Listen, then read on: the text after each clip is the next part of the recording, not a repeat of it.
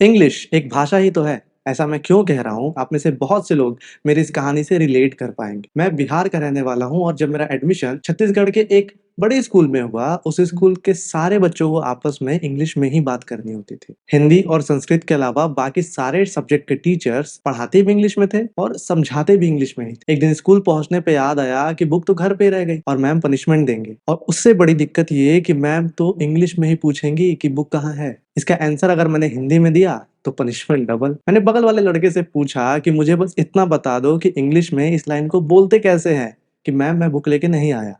उसने कहा बोल देना ma'am I have not brought the book. मैंने गलती से कह दिया ma'am I have not bought the book. इसका मतलब ये हुआ कि मैंने बुक खरीदी ही नहीं है। फिर क्या था, ऐसी बेइज्जती हुई, बच्चों ने इतना मजाक उड़ाना शुरू कर दिया, अरे ये तो बिहारी है, देहाती है, इसे इंग्लिश नहीं आती है। मैं ये नहीं कह रहा कि इंग्लिश नहीं आनी चाहिए, ज़रूर आनी चाहिए। इंग्लिश की मदद से आप ग्लोबली कहीं भी जा सकते हैं, किसी से बात कर सकते हैं, वहाँ के लोगों से कम्युनिकेट कर सकते हैं, इंग्लिश में लिखी अच्छी-अच्छी बुक्स पढ़ सकते हैं, मूवीज़ देख सकते हैं। इंग्लिश लैंग्वेज आपकी हर स्टेप पे हेल्प करेगा। पर इंग्लिश को एक भाषा की तरह ही ट्रीट करिए ना, क्यों उसे एक स्टेटस सिंबल बनाना है? क्यों दूसरी रीजनल भाषा या अपनी मातृभाषा बोलने वाले को नीचा दिखाना है कि तुम देहाती हो, गंवार हो? जिनके लिए भी इंग्लिश एक स्टेटस सिंबल है, वो अब 2 मिनट मेरी बात ध्यान से सुन लेना। सबसे पहले राइटिंग सिस्टम आज से 4000 साल पहले भारत में इंडस वैली सभ्यता के पास था। आज से 2500 साल पहले खरोष्टी और ब्राह्मी जैसे राइटिंग सिस्टम्स भारत ने दुनिया को दिए। वही ब्राह्मी जिसमें सम्राट अशोक ने गौतम बुद्ध के उपदेश को लिखवाया।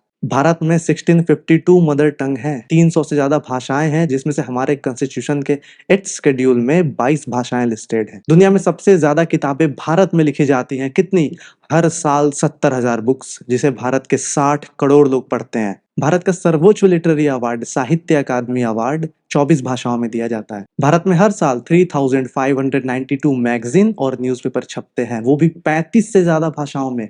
रेडियो पे 146 से ज्यादा भाषाओं में प्रोग्राम आते हैं। अमेरिका से लेकर साउथ अफ्रीका तक और ऑस्ट्रेलिया से लेकर यूएई तक के एजुकेशनल इंस्टीट्यूशंस में हिंदी लैंग्वेज की पढ़ाई होती है। और आप कहते हैं कि जिसे इंग्लिश नहीं आती वो गंवार है। ये अंग्रेजों वाली सोच कब तक अपने पास रखिएगा? जब आप ही अपने देश की भाषा की इज्जत नहीं करेंगे तो बाहर वाले करेंगे क्या? पढ़िए अन्य भाषाओं के बारे में और बढ़ाइए अपना ज्ञान, तब आपको पता लगेगा कि भारत की भाषाएं कितनी रिच हैं। इज्जत दीजिए हर भाषा को, वरना आपका हंसना आपकी अज्ञानता ही दिखाएगा। आपको इस वीडियो से कुछ जानने के लिए मिला हो तो इस वीडियो को लाइक करें, शेयर करें और सब्सक्राइब करें।